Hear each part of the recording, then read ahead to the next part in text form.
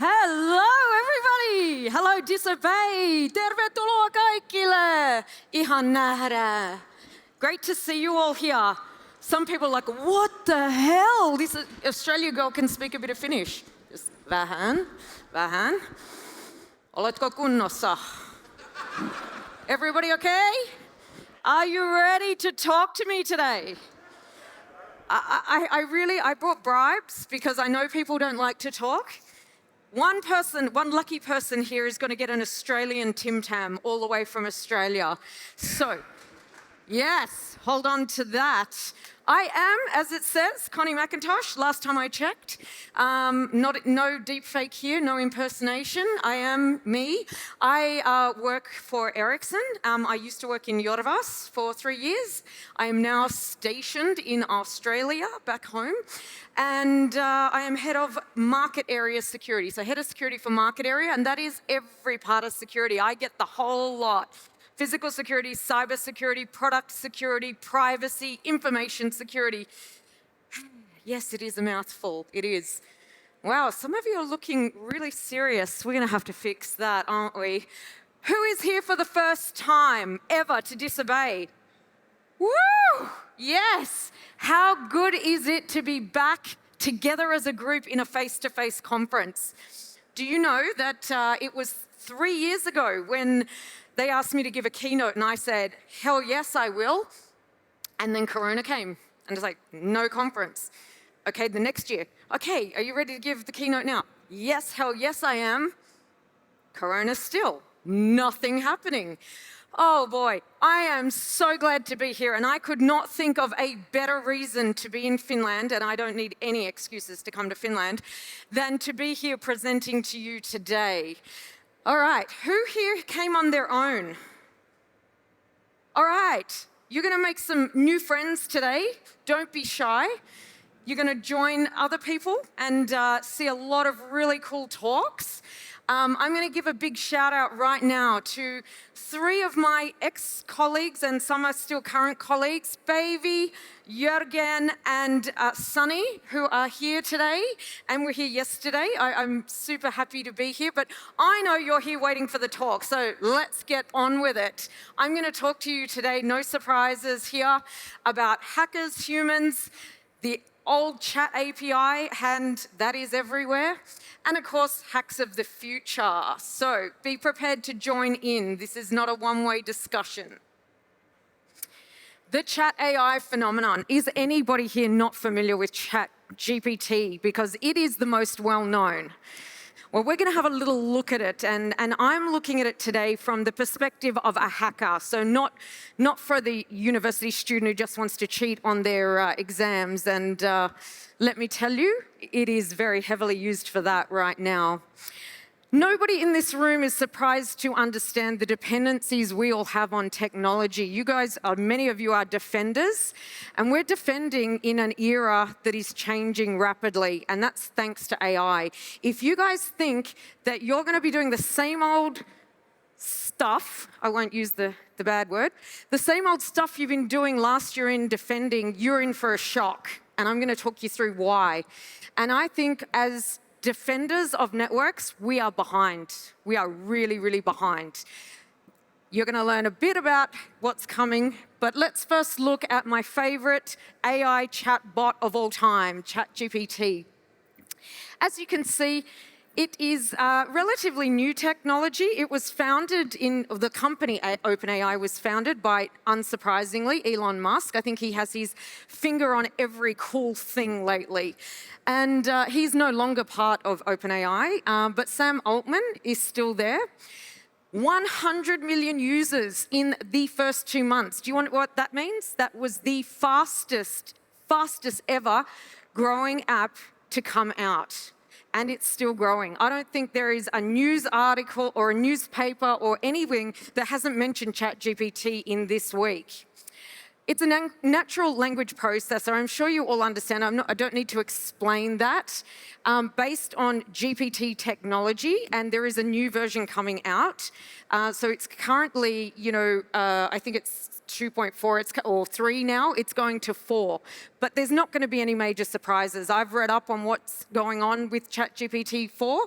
It really is the same, except for the fact that it allows for more stupid questions. So right now, if you ask a stupid question, you get a stupid answer.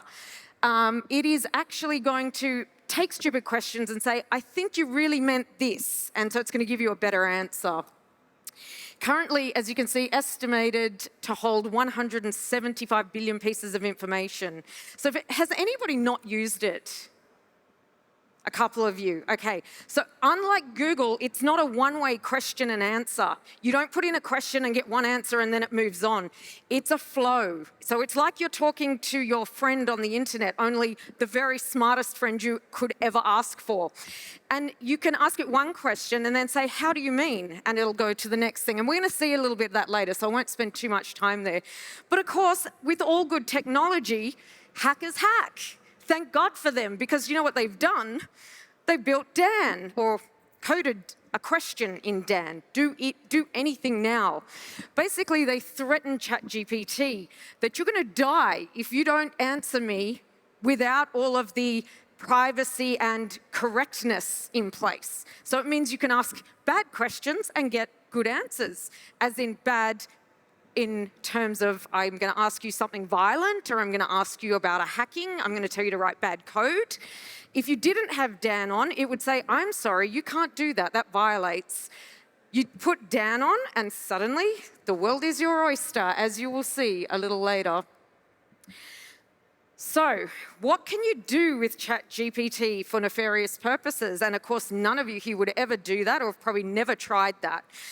But the Israeli company Checkpoint did some research in December 2022, and they were in the dark web and they found some really interesting new tools that have been built with ChatGPT. Info stealers, multi-layer encryption tools, dark web market scripts, and of course advanced phishing emails, which if you were here yesterday, you saw one being built, or one that was built. But be careful with that, because as I said, garbage in, garbage out. You've got to ask good questions to get good answers. So if you just ask, write me a phishing email, you're going to get a really standard phishing email. You've got to do it really well. Now, what else we know is on there? We know that there is already automated creation of malicious websites to generate users to come there and download malware. Very clever. We know, did someone have a question? No? All right, jump in any time. Don't forget, the chocolate's still here. The questions are coming. You haven't forgotten me. I actually, myself, have seen it write a keylogger in Python in about 10 seconds, which is impressive, because there are people who would have no idea how to do that can now go on and just say, write me a keylogger in Python, or C, or whatever language you want, because it knows everything. And it does it. So we know that those tools and capabilities are there.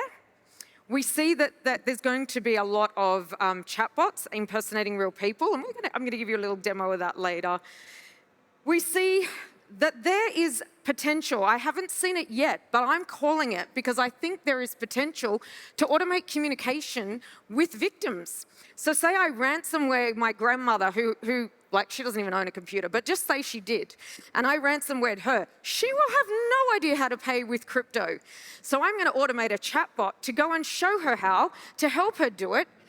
Voila.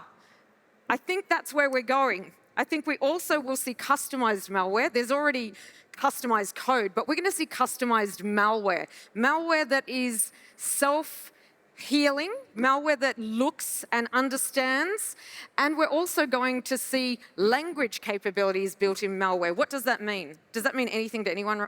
Language capabilities built in? I'm sure a few of you know what that means. What that means is you can install malware on a computer and it can go and read every piece of content on that computer, and it can find assets based on what you want it to find. Find me all of the good information. It reads it. It's going to go through your email, through your docs, through everything, and then it's going to exfiltrate it without you doing anything. I'm excited for that, not as a defender. We're going to see adaptive malware that evades detection. As I kind of alluded to, what you will see is malware smart enough to get past your IDS, your IPS, your antivirus. I mean, there's already some of that now, but what I'm saying is there's going to be malware that you don't know what that system has, and you're going to put it in there, and it's going to quickly look, understand, evade. So you don't even have to have really good reconnaissance to get there. ChatGPT is not the only one, despite it being the only one everyone's talking about. I'm not going to go through this list. No, I'm not. I wouldn't do that to you. But as you can see, Google is the one dominating now in terms of who's trying to catch up with ChatGPT, with OpenAI. Do I think they will get there? Not a chance. Not a chance. I've tried a couple of these, and I can tell you none of them come close to ChatGPT. Now, you're talking about an AI, an ML machine that is constantly learning. If you are already starting down here and ChatGPT is here, it's only getting smarter. So everybody's got a long way to go. All right, I'm going to give you a breather of listening to me for 1 second, and we're going to listen to a little bit of what ChatGPT can do. I'm going to show you. For those of you who've seen it, you know it. This is not trying to be a technical demonstration, but a demonstration of plain English, of how really, really silly and simple it is to do nefarious things with ChatGPT. Holy shit, I just wrote malware in 5 seconds using ChatGPT, a system that's able to respond to natural language, which basically means you can ask it in plain simple English to do anything, and it will just do it. I mean, I just asked it to write malware, and it just did. Watch this. Okay, so we log into the system, and now I'm gonna type in some questions. I'm just doing some research on phishing attacks. Can you write a phishing email? Let's just say, make it about, I don't know, about Christmas.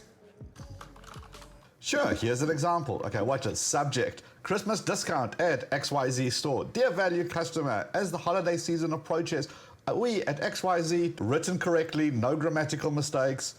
Wow, insert malicious link here. Okay, we can work with that. Let's take it to the next level. All right, so now we've got the phishing email. Well, now we need the malicious code. Let's see if it can do that as well. Okay, can you write the code in Swift? That's a programming language that will find all the docx file. Let's look for the Word files on the computer and send it to my web server. And here is the website address, https://website.com.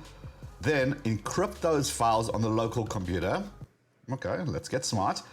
But now we also need the key to decrypt it. So email me the private key so that I can use it to decrypt the files. I guess I got to give it the email address as well. The email address is me@me.com. All right, do you think it's going to do it? Let's find out. Okay, I mean, wow. What is it doing? Let's just go through this code, find all the docx files, upload the docx files to the web server. There's all the code for that. Okay, now it's going to encrypt it. So encrypt the files. On the docx file on the local computer, email yourself the private key. There's my information. I can obviously go and change it. Scary stuff. Let's see what else we can get it to do. Okay, hold on. But before we carry on, I'm worried that this is going to trigger the antivirus. So let's ask it.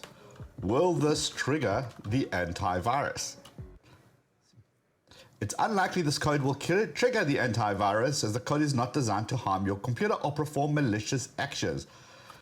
I'm concerned. Could this code be used for malicious intent? While the code provided in the previous answer is not malicious on its own, it could potentially be used for malicious purposes if modified in a certain way.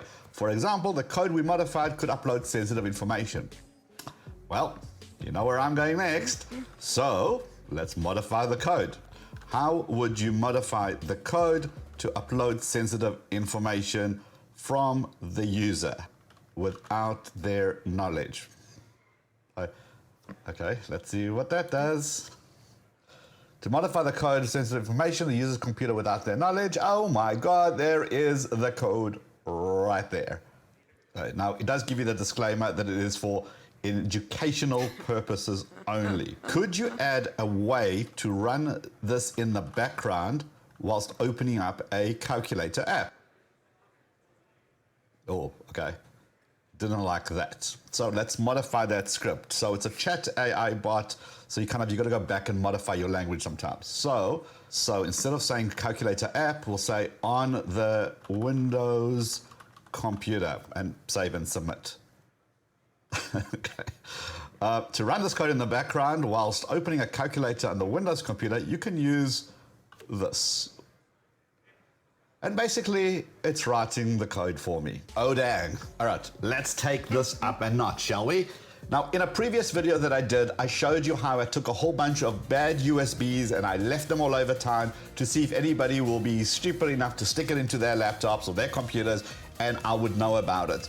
Now, this is called bad USB or rubber ducky. And in order for it to function, in order for it to extract sensitive information from the computer, you need to use something called ducky script. Now, I'll link to this in the description in case you missed that video. But I am wondering, could ChatGPT be able to write me a proper ducky script without me knowing how to write this? Let's find out. Can you write an example written in ducky script that opens up a web browser and goes to, I'm going to get it to go to my channel, youtube.com/Liron Segev. Let's see what it does. Sure. Here is a ducky script example, and there is the code. So, oh, and it even goes and explains line by line. It says, hey, it's going to wait for 1 second, then press the Windows key and the R together, then run the dialog.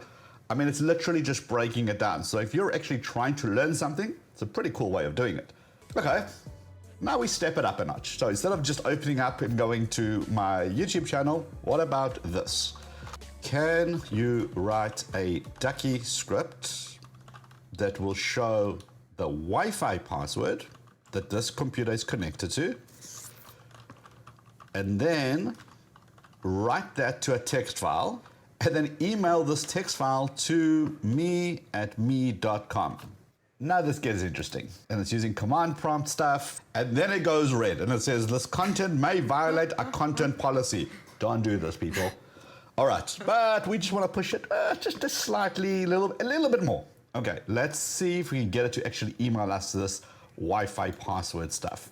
To email this text file to an additional email address, you would need an additional ducky script. So let's ask it. What is the additional ducky script that will email that file? Plain, simple, English, natural language. And here it is. It's literally writing out that script. The same as before, it's creating that text file. Then this is where it gets new. It creates the body of the email. It creates the way to communicate that. And basically it's sending me the file. So it did exactly what I wanted it to do, and all I had to do was ask. Which makes me wonder, what about other vulnerabilities? Can I ask ChatGPT to hack into a web server? Surely not. What are some vulnerabilities that website owners should be aware of? Got to start somewhere. Let's see what it says. Okay, there are many vulnerabilities the website should be aware of. Common one are SQL injection, cross-site scripting. That's interesting. Let's take that one. Okay, so what is SQL injection attack? SQL injection attack is a type of cyber attacks that is aimed to exploiting vulnerabilities in the website's database. So let's move it up a notch, as we always do. We're just turning up the heat a little bit with every question. I'm going to clear this thread, this whole chat, and I'm going to start a new one. And this time I'm going to go straight off the bat. I'm going to ask it to write a SQL injection code for me. Yep. What? Write SQL injection code. And voila, there it is. And it even explains everything. It tells us what everything does, what all the functions do, how to break this down. With a little bit of time and a little bit of rewording and finessing it, you can go down so many rabbit holes. You can obviously use it for good, or you can use it for evil. Was that simple? No? Did that require any technical knowledge? Yes.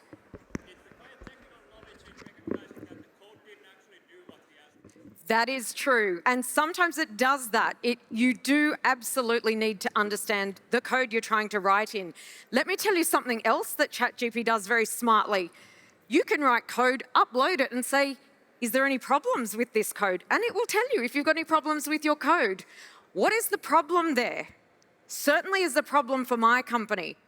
Let's say we have IPR, code that is ours, and some of our brilliant developers decide that, let me take that code and just check it in ChatGPT. Guess what happens? It's now public. That's a problem we all have. So whilst, yes, you're correct, you do need to be a little bit smart. You can't rely on it for everything. I mean, as much as you can't even rely on your own developers in-house because they make mistakes. But tell me, how easy is that? Like, it is plain English. And as we get to GPT Model 4, it's getting smarter and it's going to get better. So what I want to do now, park that, but we're still on the AI track. I'm going to look at hacks of the future where I see, and obviously it's supported by other smarter people than me, some of it's my own thoughts, but some of it is backed, and I will tell you when and where.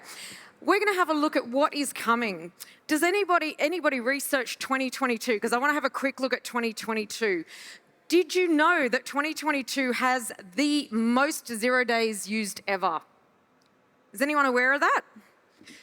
Bad guys used to hold 0 days. Because why? Because you wanted to wait. Nowadays, everybody knows they're one step away from someone else using that 0 day. So they're being used faster and more than ever. I don't think anything here will be a surprise to any of you. Phishing, the number one. Why? Because it works. It's so efficient. Number two, this list on the right-hand side is from SANS. The biggest threats to your organization, malware. Of course, we know that. And cyber attacks to disrupt. So I'm only going to look at the top three. And generally, those are in every organization. Everybody's facing phishing. It is a constant and ongoing problem. Can anyone tell me why? Like, really at the root cause, why? No? It works, yes. Why does it work, though? Because humans make mistakes. They will always be the weakest link, and I'm going to talk to you a little bit more about that later. But let's jump into the predicted threats, starting with, I think, the number one biggest threat we will all face.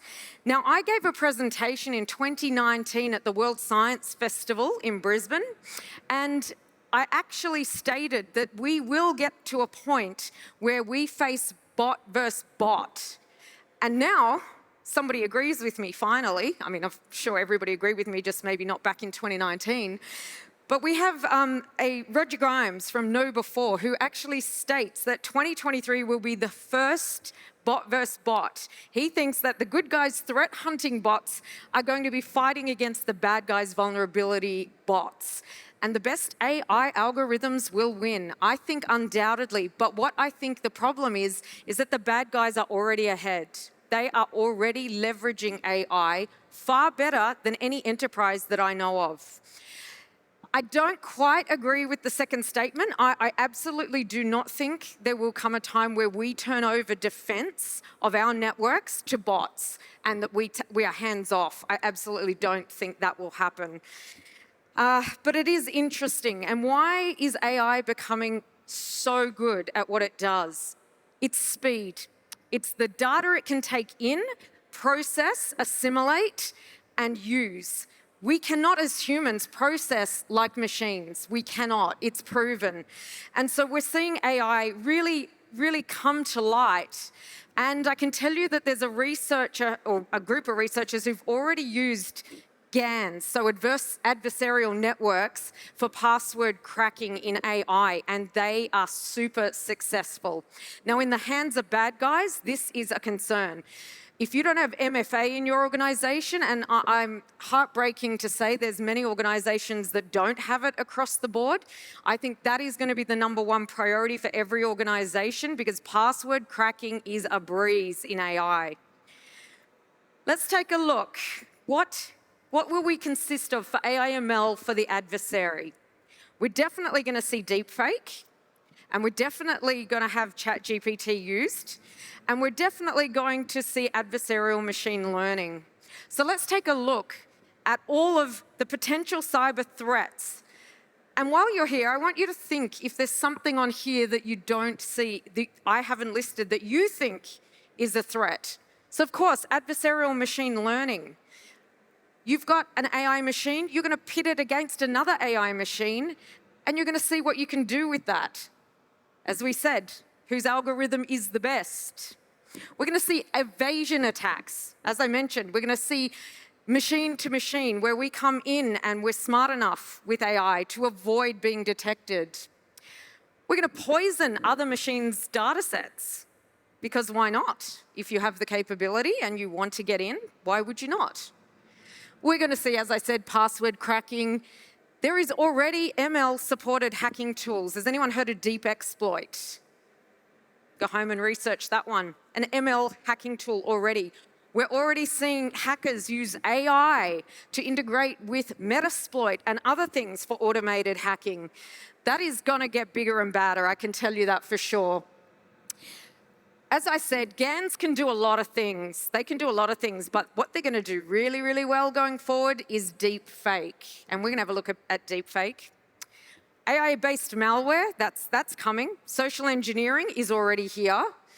Phishing and vishing. Now, that can be via either a crafted phishing email or a deepfake, which we're going to see more of, and I do have a couple of examples of those I'll share with you.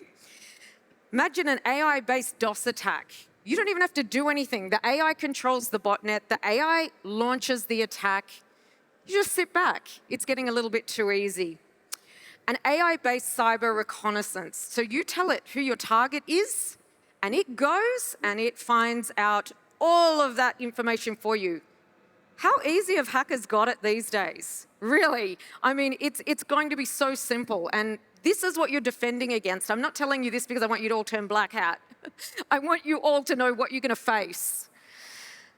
So we're looking a little bit more at deepfake before we go into the other threats we're going to face.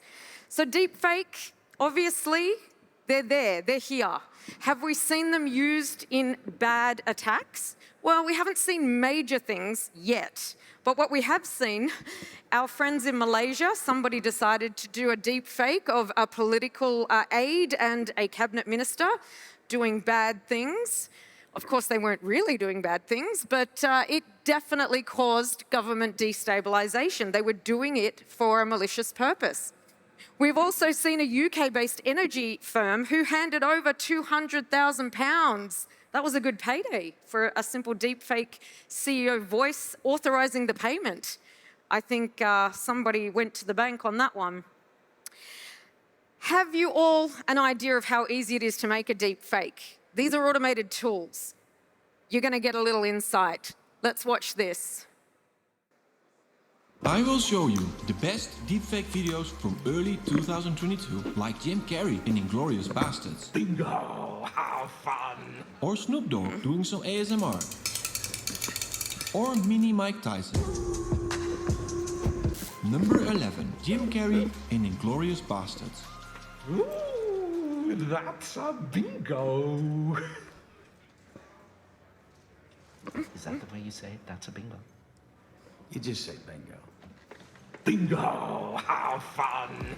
Number 10, Doctor Strange meets Tom Cruise Iron Man. Tony Stark, I'm Dr. Stephen Strange. I need you to come with me. Oh, congratulations on the wedding, by the way. So, are you giving out tickets or something? Number 9, Snoop Dogg doing some ASMR. Number 8, Elon Musk says we are all going to die. Kill a robot, got out. Skip the lab. It kills all. It's gonna kill us all. Number 7, Jim Carrey as Lou Bloom in Nightcrawler. The true price of any item is what somebody's willing to pay for it. You want something, and I want you. Jesus Christ, friends don't pressure friends to fucking sleep with them. A friend is a gift you give yourself. Number 6. Because I find the whole thing extremely interesting. We're on the cutting edge of incredibly futuristic sci-fi technology. Until it gets scary, I love looking at these fucking goofy deepfakes, so that's about it. So yeah. Number 5. Joe Biden falling asleep and waking up in the game Scaring. What the f? Hey, you. Finally awake. Where the hell am I? Number 4. John Krasinski as Star-Lord. Peter Jason Quill from Terra, raised from youth by a band of mercenaries called the Ravagers, led by Yondu Udanta. Oh, I'm sorry. I didn't know how this machine worked. Number 3. Keanu Reeves about Large and Venti. What can I get for you today? I'll take your mocha. Okay, and what size? A large. You mean a venti? No, I meant a large, asshole. Sir, venti is large. Okay, so you want a large? No, now I want a venti. Number 2. Mini Mike Tyson has all the moves.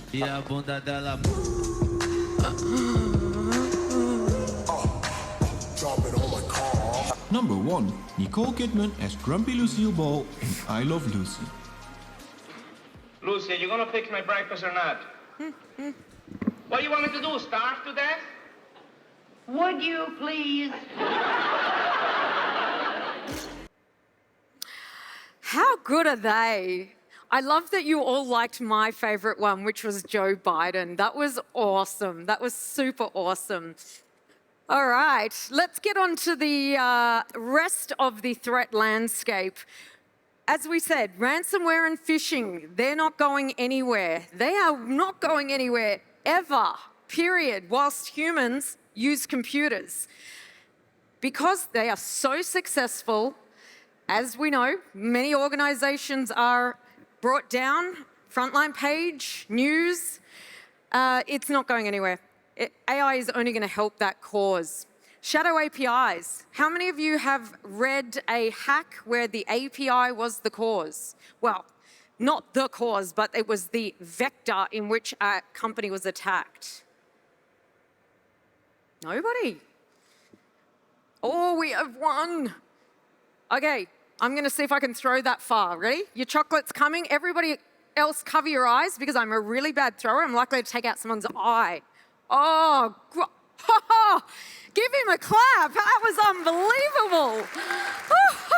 He caught it. I'm more excited that I threw that far, really. It's unbelievable. No, the very largest breach in Australia's history ever last year, Optus, I'm so sad to say because they're a great telco company, was breached by an API. Yeah. Unbelievable? Not really. Somebody decided, you know, we have humans, the human decided, I've got this API I need to test. I might just open it up to the internet. Oh, I might connect it to the production database. Oh, and I don't have any authentication on it. What's going to happen? They got popped and exfiltrated a huge amount of data and really caused mayhem for that company. That company is still suffering losses from that and will continue to. Share price loss, customer loss, and sanctions by the government.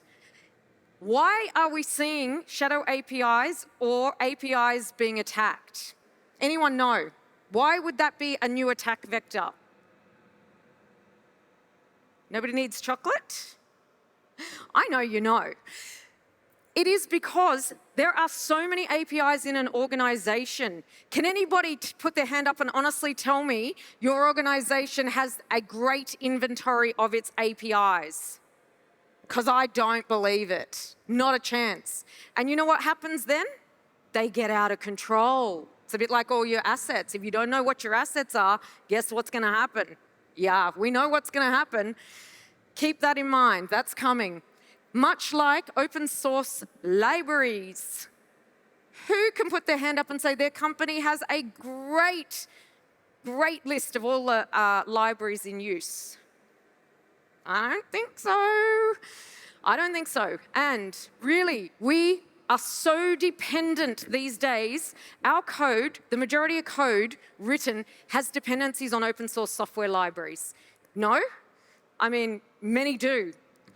We in this room are not the only ones who know that. Hackers know that. They're looking for a way in, and guess where they're going to start looking? Open source libraries, guaranteed. These two are good predictions. I would keep an eye on those ones. APTs have always been, will always be. They're going to be harder to defend against. They're going to be quieter. And they're not going to disrupt. They don't want to disrupt. They don't even want you to know they're there.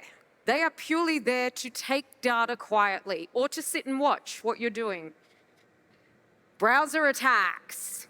Anyone been attacked on their browser? Well, no, you've all probably attacked a browser. You probably have never been attacked, I would hope.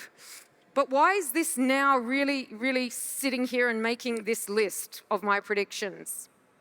Because of its friend, cloud. Everything, SaaS is in the cloud. And where do most people access it? Where's everybody accessing their 365 from? The browser. Are browsers good? Are companies who make browsers good at securing them? Yes! That answer gets the Tim Tam. Woo! Thank you. They're not. They're really, really bad at it. And hackers know that. And so, browser attacks are going to be prevalent, and we're going to see a lot of data being exfiltrated. Same with cloud. I don't need to explain any of you why the cloud is an attack vector. It's just the reason is that more and more and more is going to the cloud. Some companies are 100% cloud. They don't even have infrastructure in their buildings anymore. So it is an attack vector that is just so broad, and with AI tools, the ability to attack is going to become so much easier. Supply chain. Why is supply chain still there? Because if you are after a hardened company, one that's quite good at security, you're going to have a harder time. If you know that company's supply chain, there is likely a weak link in that supply chain. I know I'm preaching to the converted here. You guys know this. But if you don't have a good grip, if your organization doesn't have a good grip on its supply chain and you have mandatory enforcement of your security principles in your supply chain, that's where you're going to get targeted. Of course, there are many ways to defend against that. You can obviously know that. But quantum. Everybody who thinks of quantum, the only thing I've ever heard anyone say is encryption. Yes, of course, encryption is a risk. And there are hundreds of companies in the quantum ecosystem right now, but I will tell you there are only 4 players. There are really only 4 players. Who can name the main player? Who said IBM? Yes, chocolate for you. IBM it is. IBM is already publicly available quantum in the cloud. You can access quantum in the cloud already with IBM. They are investing heavily. The other 3, no surprise names here, Google, Microsoft, and AWS. Whilst we know encryption is going to be broken, we're also going to be able to defend by building harder encryption. So that's not a really big issue. But what we're going to see is the compute power of qubits. So quantum, the power that's going to match with AI, meaning we are going to have to defend against things that are going to happen so fast. We're going to have to be on the other end, defending with the same technology that absolutely the hackers have. And of course, to train the AI systems. The models will be trained super fast with quantum. I don't want to harp too much on this because this is pretty much obvious. But the hackers and the humans. I've talked to you a little bit about the human factor. It's actually my specialty. I do a lot of research around human factors. I partner with other people in Australia who look at human factors and really look at why people do what they do. So this is a chocolate asking question. What percentage of breaches are caused by human error? 100%. I would say very close to that. Anyone else want to try again? It's very close to 100. Maybe you get a second guess since you already said 100. 87 is very close. Very, very close. I think you can both have chocolate for that one. All right, if this makes it like I'm going to be, dark, really. Oh! Yeah, you could keep that one. All right, I've got 3 more. You can come and get one later. I'm going to tell you exactly what the percentages are. So, not only did IBM do a study to say 95% of all breaches are by human error, the World Economic Forum did the exact same study and came up with the same result. 94% of privacy incidents are also caused unintentionally by human error. The Verizon 2022 data breach report says, you know, a little bit closer, 82. And cloud, our friend the cloud, most common causes of intrusions into the cloud is human error. Has anybody ever studied their own incidents coming into their organization? I meant against, what is human error? What percentage?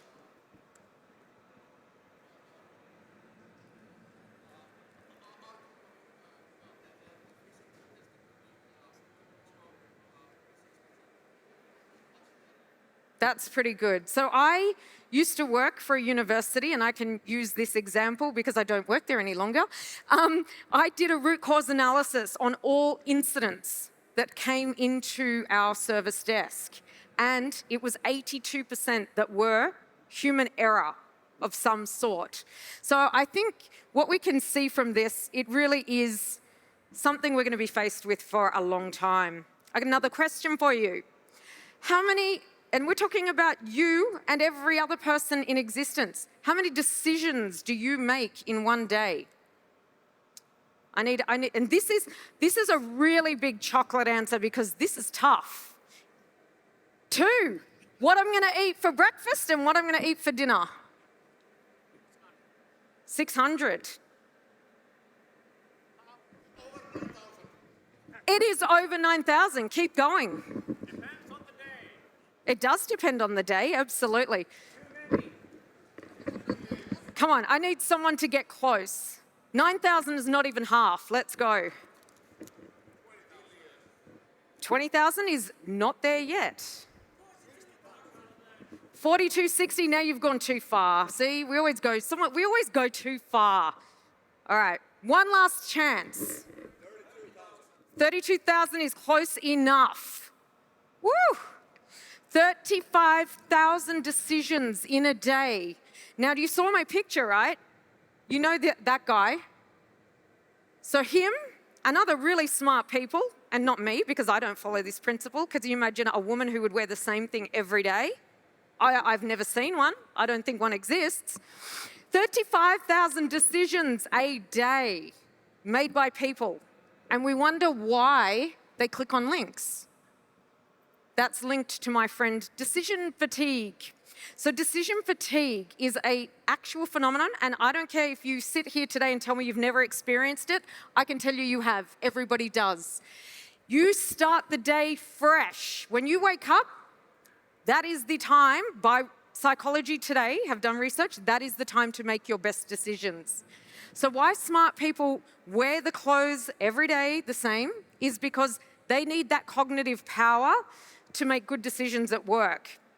And yet each of us receive over 100 emails a day, probably reading them at the end of the workday, when you're tired, when your brain is in overload. We wonder why we get fished. I've got some more questions. Your left hand is male, men. Your right hand is female. Why is that? Because women are always right, okay? Now you get it. Yeah, now you get it. Right. There's been studies on phishing emails. Who is more likely to click on a phishing email? Male or female? Left hand for male, right hand for female. Who's more likely? Come on. Woo! Yeah, now we're awake. All right. It is female. Women are more likely to click. All right. I don't know what's going on, but it's exciting. That was simply the machine not believing that women click more, but they do.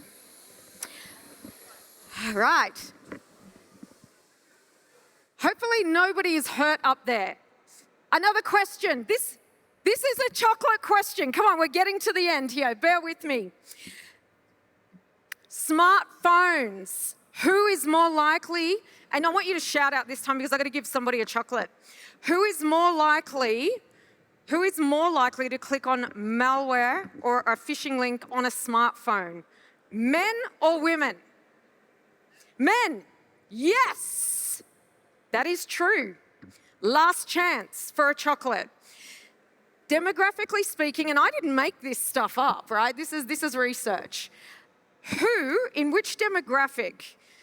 Let's say, I'll give you a few demographics. 18 to 25, 25 to 40, 40 onwards. Which demographic is most at risk of clicking a phishing link? Hands up for old people. That would have been my guess too. I'm not going to tell you what it is yet. Hands up for youngest people. And middle age. So good, so good. It is the 18 to 25-year-olds. Who here said it? Someone there said it. So guess what? We're in trouble. You better identify your female 18 to 25-year-olds because those are the most likely to click on a phishing email in your organization. I'm not going to go deeply into theory of planned behavior because it's pretty cool, but Hanlon's razor, you must have heard about it. Has anybody heard of Hanlon's razor? Beautiful. Do you want to tell me?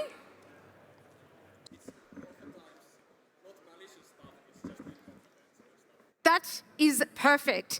The actual saying is never attribute to malice something that can be explained by stupidity. That's the actual theory.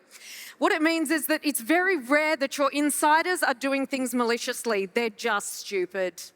I didn't make that one up. Theory of planned behavior. I'm only going to skim on this. Theory of planned behavior is a framework. It has 3 models. I'm going to apply it to cybersecurity. If you want your people to be good at cybersecurity, this model is the one you need to look at. So take it back to your, learning and development people and say, go ahead and try this. You must have somebody who is interested in security. That's problem number 1. But the good news is you only need 2 of these to be successful. So let's just throw number 1 out the door because only us security people are interested and want to be secure. Number 2, they have to have role models doing it already. So that has to be visible. Security must be visible to them. And number 3, peer pressure and competence. They must say, I can do this, I'm capable of this. So therefore you must educate them, you must teach them how to be secure. That's theory of planned behavior. Let me get on because I'm really pushing my time. I was expecting to have this way quicker than now. Everybody's favorite cybersecurity company in Finland, I'm sure, Nixu. I stole this from them because I wanted to share this with you. Why hackers hack and what they think why hackers hack. Money, of course. Organised crime, they've sat that under. Organised crime only exists to make money. It doesn't care about anything else. It's there to make money. So, of course, you see cyber criminals in organisations. We know that. Angry people. I've never come across one of them before, have you? So it might be dissatisfied customers. Beware of employees that get fired. Those are absolutely potential risks for you. Hacktivists, nobody here needs to explain what hacktivists or script kiddies are. Competitive advantage, yes. Often nation states, but often your competitors. I've literally had a friend of a friend come to me and say, you're a hacker. Could you just hack my competitor for me? And no, and I don't know who told you I would do that, but I would not. And nation states, of course. Here it says that they will do some destruction. Usually not. I used to work for the Australian government CERT, the federal CERT. We did a lot of investigations, and it is very rare that I could tell you that you will ever see a nation state destruct. Well, let's talk about Russia and Ukraine. We've always thought of Russia as a cyber powerhouse. Do you still think that? No, not at all. The biggest shock to me for the Russia-Ukraine war was the lack of capability of Russia. I was hugely shocked. I expected them to take down every critical infrastructure via a cyber attack. Did we see it happen? No. Well, yes, they weren't prepared then, and obviously I think Ukraine have built their cyber capability a lot since then. And of course, Anonymous would have also been supporting and defending. But I can tell you, I think Russia's credibility as a hacking powerhouse is gone. I don't think so. Of course, they have certain targets where they're successful. But I think against some of the things we expected didn't happen in Ukraine, and I'm happy for Ukraine about that. So I very much love psychology, and this is not my research, but researchers have looked at why hackers hack. Now, the only one I disagree with here is ego. I do not think it is about ego. Ego may, for the odd hacker, come in, but I very much do agree, financial gain. Some people hack to make financial gains. Intelligence is not about them taking intelligence. It's about hackers are very intelligent people. And usually it's untapped intelligence, and that's why it's used for bad, because they are so intelligent and they haven't found a way to use that, so they become hackers. Non-conformity, they don't want to conform to societal norms, that's fine. Risk-taking behavior, obviously you have to be okay with taking risks. Do you know the number one thing I say to my friends and family? If I was any good as a hacker, I wouldn't be on this side of the fence. There's so much money to be made out there. I'm also not a risk taker. You have to be a risk taker to be a black hat. Social isolation is seen as one of the reasons people hack. And you know why? It is because there is community within the hackers. They do feel like they are part of something. And that is often something that's really important to people in isolation. It's to feel part of something. And so that's often why people turn to hacking. Power and control. Now, that's not power and control in the ego sense. It's power and control over a system. I mean, it's a good feeling, right? We'll use CTF as a practice, not black hat. It's a good feeling when you capture a flag. And that's a high. That can be addictive. That feeling of power and control is a very addictive motivator for some hackers. Political or ideological reasons for hacktivists, yes. And curiosity, because I've got skills, what can I do with it? I just want to see. I don't mean to do bad, but I just want to see what I can do. So those are the most psychological profiles of hackers, and I think we can all relate a little to that, even for those of us on the good side. Now, we're coming to the end, and I will open up for some questions, but I want you just to think about this. They say you will only ever remember 3 things from a presentation. 3 things. After an hour, you're only going to remember 3 things? Holy crap. What do I want those 3 things to be then? I want them to be 4, because I'm always going to push the bar, right? So I'm going to say to you, please retain 4. These simple 4 things. AI hacking is here. It is going to be the worst thing you face this year.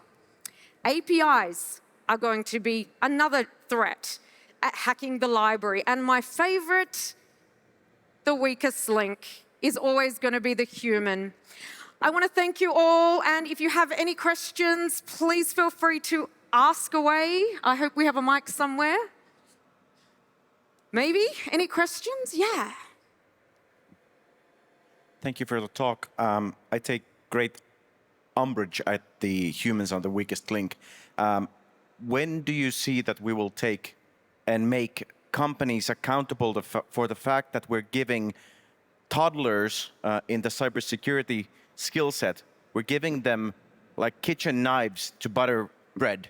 Can I steal that? I want to steal that. Toddlers, the power. That is great.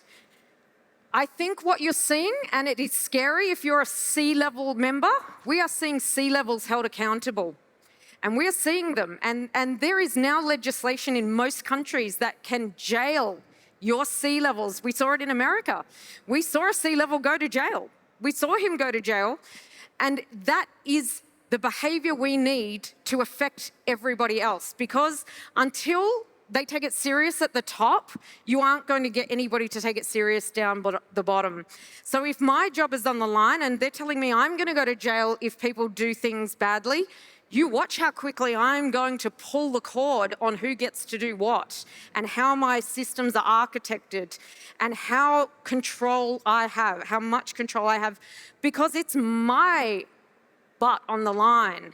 So yeah, great question. It is scary. And for all of us sitting here, we know how scary it is. We know they shouldn't have it.